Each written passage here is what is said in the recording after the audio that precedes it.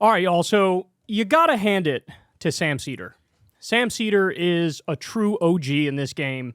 I mean, I've been doing this full time since 2012, and he's got me dusted. I mean, he had to be, like mid-2000s or something like that? I think he was on Air America Radio, which was like the first attempt to combat the Rush Limbaughs of the world and right-wing talk radio and Fox News. It was like mid-2000s, and it was like liberal talk radio. And my understanding is he hasn't stopped since then. He's still going and going strong. And you also got to hand it to him because homie was like ahead of everybody else, including me, where he was able to sniff out the charlatans and the grifters and the con men.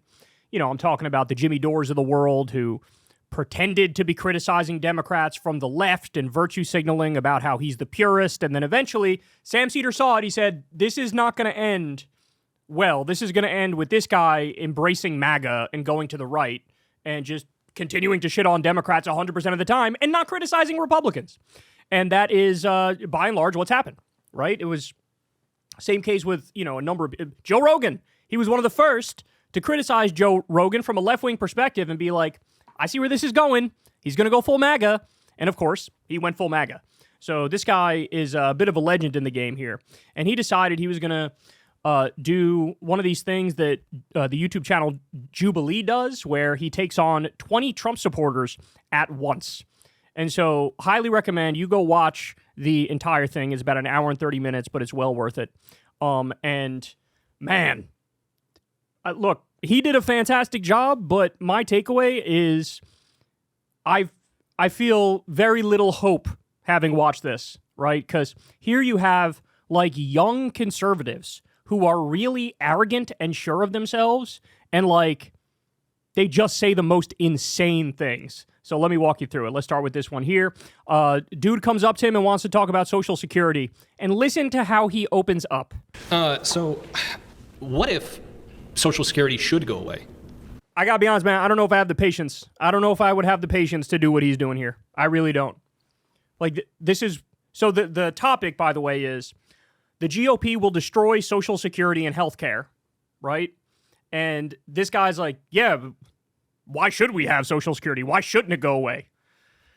All right, now Sam is going to absolutely shower him with facts.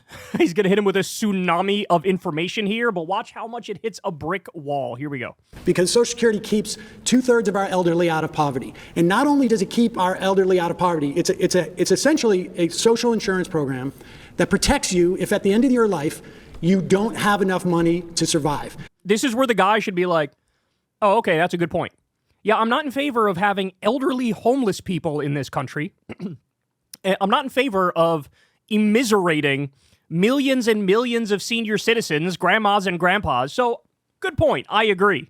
Nope. For right now, do you know that it's also the albatross around our generation's neck? No, it isn't. Okay, so... Let me just explain this. Well, you're going to go back to lecturing me about Social Security. Well, that's what we're talking about, Social Security. Yeah, Social Security is one of the top 3 funded... Social Security is almost the biggest thing that our government does. Exactly, and we are more than $30 trillion in debt. Well, first of all, Social Security cannot contribute legally to the deficit. This guy's hitting a brick wall, and he doesn't care. He's being humiliated, and he doesn't care. He's being hit with factual claims and doesn't care. Again, to any reasonable person, once you hear, oh, Social Security keeps 2/3 of our seniors out of poverty, you'd be like, all right, okay, that sounds good. Noble goal. I like that. But no. Then he's, oh, bro, we got $30 trillion in debt, bro. And he's like, actually, Social Security, by law, does not add to the deficit. And he's like, watch, it's going to keep going. This keeps going. Because they don't even account it in the federal deficit every year. That's correct. We have because 30 it's years. self-funding. When Social Security started in 1936, you have more workers than retirees because people haven't entered into retirement. By 1970, it was at 3.5 to 1. Now it's at 2.5 to 1. But productivity has increased during that time, so the amount of money paid into Social Security has been up there. The reason why we are running out of money just for the trust fund, not for Social Security, like I say, if we do nothing with Social Security now, it is statutorily unable to contribute to the debt. The math is right there. The reason why the trust fund is running out is because wealth inequality has hoarded so much money above the cap. You don't think it's because the government does a terrible job managing their money? They have a huge spending problem, and they go, look at all this money we have for Social Security that's earmarked for 60 years from now that we're just going to... This dude, like, he literally does politics by, like, bumper sticker, right? Or, like, fortune cookie slogan. He's trying to regurgitate whatever he heard on Fox News or Newsmax or One America News or on the Daily Wire. And it's so hollow. It's so vapid. Look, I don't know what to do with you if you just want objectively bad things for people. Like, I don't know how to deal with that. I can deal with somebody who wants good things for people, but they've been misled, right? And they've been told, hey, this thing will help people when it doesn't. I can work with that. You know, we can figure that out. We can get to the bottom of that and we can get, you know, your politics on track. But if you just heard that Social Security made it so that the senior poverty rate went from over 40% to 10%, and you're still like, I don't like it. You say, oh my God, this is adding to the deficit. And it's like, actually, it doesn't add to the deficit. If you hear that stuff and your instinct is to be like, okay, maybe I should reevaluate here, then I don't know what to do with you. Then, you know, it would be fair to call you pro-senior citizen poverty at that point. Spend on something right now. 40 years ago, they predicted this. This is an actuarial table. Accountants sit there and look at it. This is a very easy math problem. Accountants in the government are always right? That's totally the thing that you're saying? That they're always correct about money, right? That's why we have a $40 trillion debt problem. The problem isn't the math with the $40 trillion debt problem. It's you have tax It's the spending problem. I totally agree with you, which I would argue is part of why Social Security has gone in the hole already. That's simply not true. Oh, okay. So we're out of money from the Social Security bucket. No. Statutorily, by that I mean by law, Social Security pays for itself. If we do nothing, the 6.2% that your employer and your employee pays into it will pay out 78% of benefits starting in 2033. And why is it going down? If everything's so much better, why is it only 78%? If we raise the cap, there's a cap right now at $176,000. So, for instance, if you make $100,000, you pay $6,200 into that. A year, A year. But if you make $4 million, do you know how much money you pay into Social Security? $6,200. And so why should wealthy people pay a higher percentage? No, they should pay the same percentage. 6.2 on $400,000, 6.2 on $1 million. And why should they pay even more money at all? I can't deal with this, dog. Why should they pay a higher percentage for the Social Security tax? And Sam is like, I'm not talking about them paying a higher percentage. I'm talking about them paying the same percentage. But right now, they only pay the 6.2% or whatever it is on the first $176,000. If you just remove that cap and tax them that 6.2% on all of their income, then Social Security is fully funded as far as the eye can see. Right? There's so much misinformation on Social Security. Like the idea, bro, it's going bankrupt, bro. It's going bankrupt, bro. So we have to cut it. We have to cut the benefits. We have to do it. This is what people say. Well, guess what? It's not true that it's going bankrupt. As Sam's pointing out, if you do nothing at all, after 2035, it still pays out. I read 83% of its benefits from then on. So even if you do nothing, it still pays out 83%, right? But if you just lift the cap, it's fully funded as far as the eye can see. If you make multimillionaires and billionaires pay the same rate that somebody who makes a nurse who makes $70,000 a year, make them pay the same rate, then we're good. And by the way, it actually would be a good idea to not just make them pay the same 6.2% on all of their income. I would be in favor of making them pay 10% or 12% and taking that money, trying to do a Social Security for all program, expanding Social Security. Because again, this is one of the most wildly successful government agencies in American history. In fact, it is the most beloved government program. Gee, why? I wonder why that is. Could it be because we're just directly giving money to people who desperately need money, trying to keep elderly people off of the streets so they don't live under bridges? Jesus Christ. Again, you fundamentally have this idea that because taxation. you have an idea that because somebody makes more money, that's fundamentally wrong, right? No, I don't think it's fundamentally wrong. And this guy has the idea that, if you make a lot of money, there's something written in the laws of nature by God, like the hierarchy is natural and proper and correct. And that's fucking ridiculous. That's preposterous. As I'm sure you know, certainly in my life, I've met some people who are the hardest working people I've ever seen, and they live at or below the poverty line. There are people working 2 or 3 jobs just to pay the bills. And at the same time, you have other people who are part of the lucky sperm club who inherit like tens of millions or hundreds of millions of dollars from their rich papa, right? Like the idea that we already live in a meritocracy and the people with all the money, they just did the most work and they're the most intelligent. That is fundamentally flawed. That is complete and utter horseshit. We don't live in a meritocracy. It's not the harder you work, the further you go. In fact, we're closer to an anti-meritocracy than a true... Fucking Donald Trump is president. Donald Trump is president. Kim Kardashian and Paris Hilton are fucking swimming in money, right? And then again, you have people who need to work 2 or 3 jobs just to pay the bills. So please, spare me with this nonsense. This guy seems to believe that the way the economic order is right now, it's supposed to be like that, right? That's how, like, oh, this is just what it is. And that's nonsense. How many, we had that Oxfam report. What is it now? The richest 3 people or 4 people or something have more wealth than the bottom 50% of the world combined? So you have 3.5 billion people, if they pool all their resources, still don't have enough compared to the top 3? What?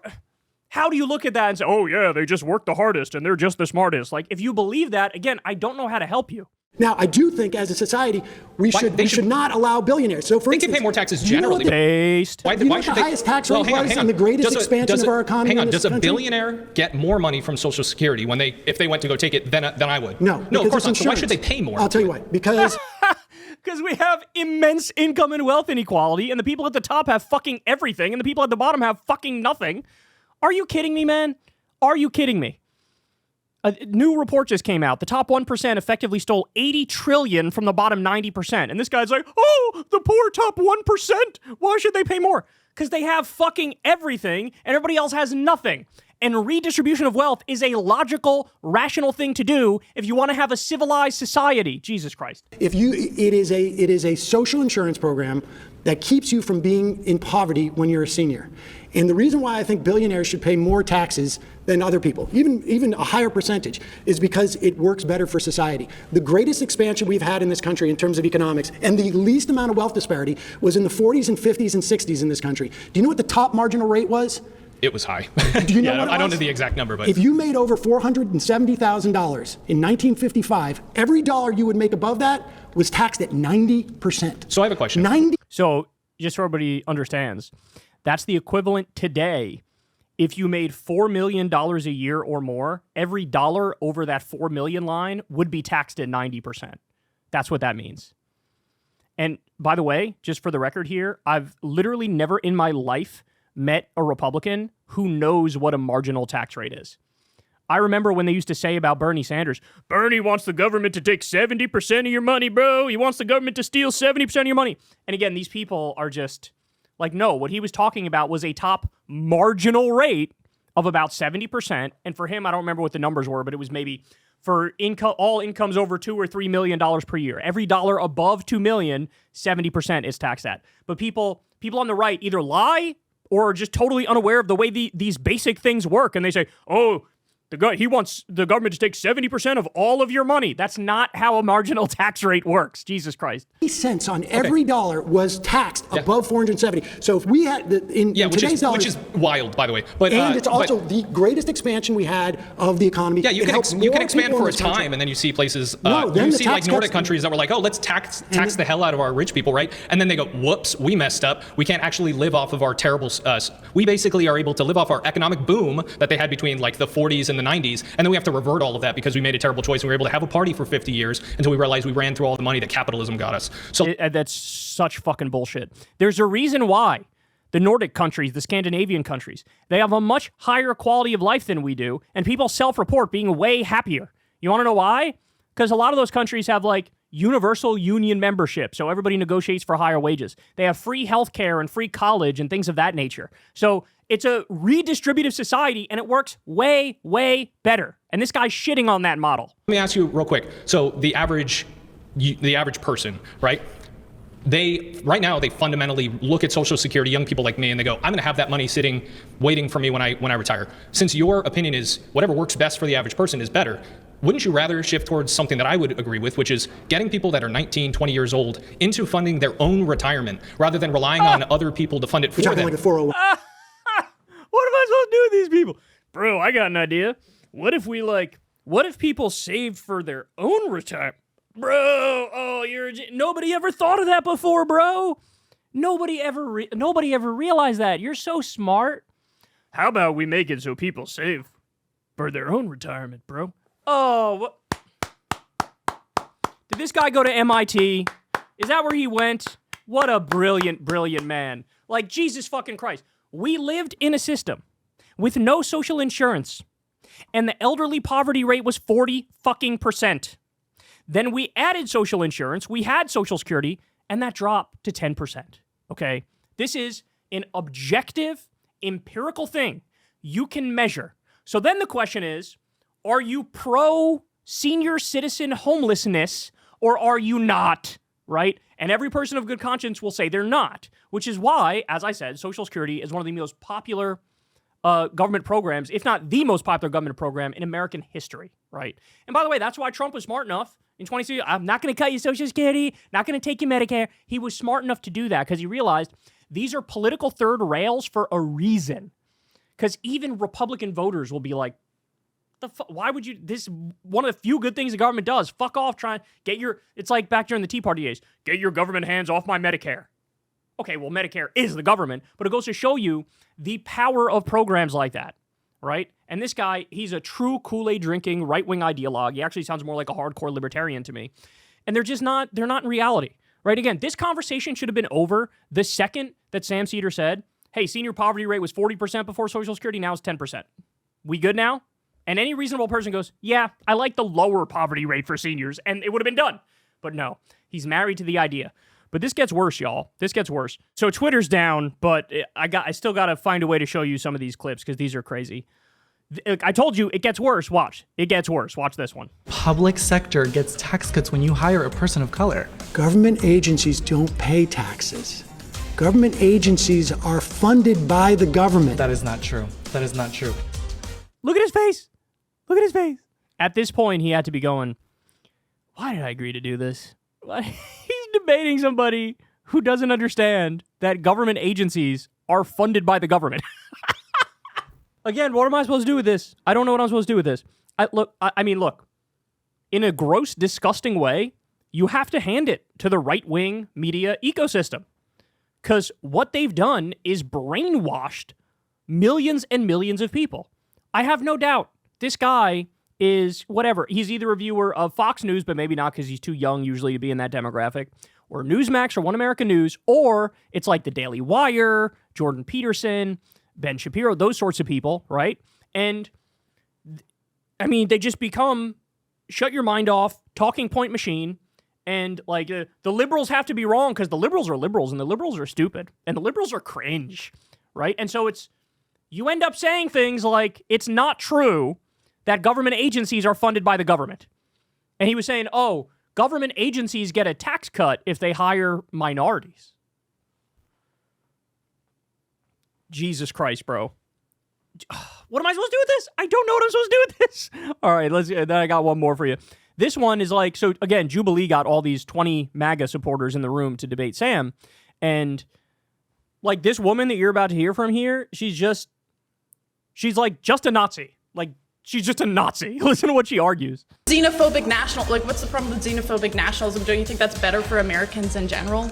Xenophobic nationalism. Don't you think that's better for Americans in general? So let me decode that for you. That means, hey, isn't America really just for white Europeans and Christians? And isn't it obviously better if that's what this country was? A theocracy where we had a white nationalist Christian theocracy? Obviously, don't you prefer that? I prefer that. Don't you prefer that? Like the arrogance and the certitude. Jesus Christ. Xenophobic nationalism is better. We should have a coherent culture. You and I have a fundamental disagreement. We will never see eye to eye on this. At one point in that exchange, he goes, you're making my argument for me, right? Like, what does Sam support? He supports a secular democracy that's a melting pot, right? Like liberal Enlightenment values. And this woman's like, what are you even talking about? Obviously, we want a white nationalist Christian theocracy. Isn't that what you want? So this woman came to a debate with a liberal, a lefty, and you thought he'd be like, oh yeah, obviously, bro, more xenophobia, bro, more bigotry, bro, more Christianity imposed by law, bro. Fuck all the minorities. Listen, all white people. That's what it should be, all white people. Oh my God. So guys, this was such a colossal, thorough beatdown. And again, go watch the whole thing. You won't regret it. That I love this. I love this so much. So Matt Binder shows this here. The conservatives that Sam Cedar debated in that Jubilee video were so bad that the online right has convinced themselves that the conservatives were actually the leftists and that Sam was the conservative. LOL. So look at this. Cat Turd says, liberals are so dumb. And this was the clip of this guy saying, like, government agencies get tax cuts. And Sam was like, government agencies are funded by the government. And he was like, that's not true. This is that clip. MAGA was so embarrassed, and they're so immensely wrong about everything, that they really think Sam is the conservative who knows what he's talking about, and these leftists are dumb. And also, this guy appears to be in some minority community, and so they just assumed, like, oh, obviously, this is the lefty, right? And obviously he doesn't have any idea how the government works. Listen to him. More. That look you get when you know you have to debate a brainless, witless, social justice warrior clown whose IQ is mid-50s. And this is Sam's face. I believe this is his face when he said government agencies are funded by the government. And that guy was like, that's not true. So again, they flipped it. They think Sam was the conservative because he destroyed these people so thoroughly and they so thoroughly embarrassed themselves. All right, more. So somebody replies to him and says, he's the progressive, actually. The guy you're calling the clown is the conservative. Whoops. And then the response is, really? He sounded like the adult in the room. LOL. Laughing emoji. Yeah, you don't say. You know, maybe you should meditate on that for a little bit. Maybe you should let that marinate in your brain for a little bit. Maybe reconsider some things. That'd be a good idea. You should probably do that. Jesus Christ. Again, amazing job from Sam. I love it. And I just don't know if I have the patience, bro. I don't know if I have the patience to deal with that. To be in that room. Because the sense you get is like, these people are just immensely brainwashed. They're so immensely brainwashed that you can hit them with a literal checkmate mic drop moment, just like a factual claim that cuts right through all the noise and gets to the heart of the issue. And they would still be like, no, wrong, no. And it's like, again, I don't know what to do with that. That's a little above my pay grade. All right, y'all. That's the show. Thank you, as always, for listening. You know the drill. Everybody, please click like, click subscribe, all that fun stuff. Click that bell icon so you get a notification every single time a video drops. Thank you to everybody who supports this show on Patreon. We can't do it without you. Please consider supporting below or tipping with that thanks button on YouTube. Remember, I've never talked to an advertiser. We're independent media here, real independent media, not fake independent media, one of the few in the game. And that's what it is, man. So I love you guys, and I'll see you back here tomorrow. Peace. Hey, y'all, do me a favor and like and subscribe. It helps out big time in the algorithm. Click the bell as well for notifications when videos drop. And watch that video on screen right now. You know you want to.